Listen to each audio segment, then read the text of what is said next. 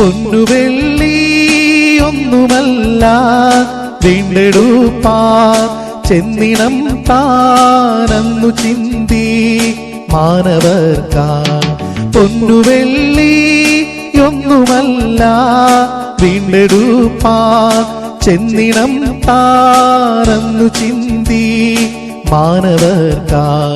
തൻവിലയൊന്നു മതിച്ചിടാമോ ധന്യരല്ലേ ക്രിസ്തുവുള്ളോർ.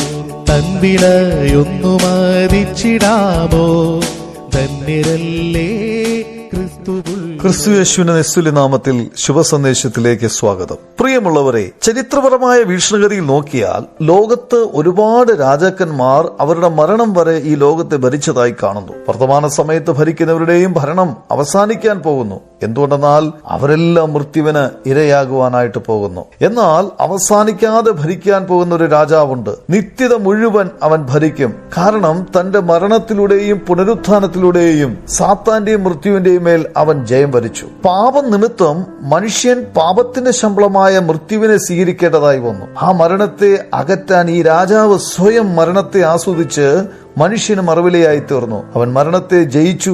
മരണത്തിന് അവനിൽ അധികാരമില്ല. താൻ എന്നേക്കുമായി ജീവിക്കുന്നു. അവൻ രാജാതിരാജാവായ യേശു ക്രിസ്തുവാണ്. വെളിപ്പാട് പുസ്തകം 11 അധ്യായം 15 വാക്യത്തിൽ ലോകരാജ്യത്വം നമ്മുടെ കർത്താവിനും അവന്റെ ക്രിസ്തുവിനുമായി തീർന്നിരിക്കുന്നു. അവൻ എന്നേക്കും വാഴും എന്ന് സ്വർഗത്തിൽ ഒരു മഹാഘോഷമുണ്ടായതായി വായിക്കുന്നു. ഈ രാജ്യത്തിലേക്ക് യേശു ക്രിസ്തു നമ്മെ ക്ഷണിക്കുന്നു. നിത്യമായ രാജ്യത്തിലേക്ക് പ്രവേശിക്കുന്നതിനായി നാം ഇപ്രകാരം പ്രാർത്ഥിക്കേണ്ടത് വളരെ ആവശ്യമാണ്.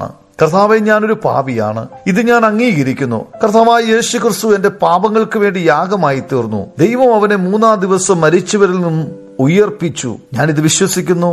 കർത്താവായി ഞാൻ അങ്ങയെ സ്വീകരിക്കുന്നു. ഇങ്ങനെ പ്രാർത്ഥിക്കുന്ന ഏവർക്കും നിത്യമായ ഈ രാജ്യത്തിലേക്ക് പ്രവേശിക്കുവാനായിട്ട് സാധിക്കും. ഈ വചനങ്ങളെ ഗ്രഹിപ്പാൻ കർത്താവ് നിങ്ങളെ സഹായിക്കട്ടെ.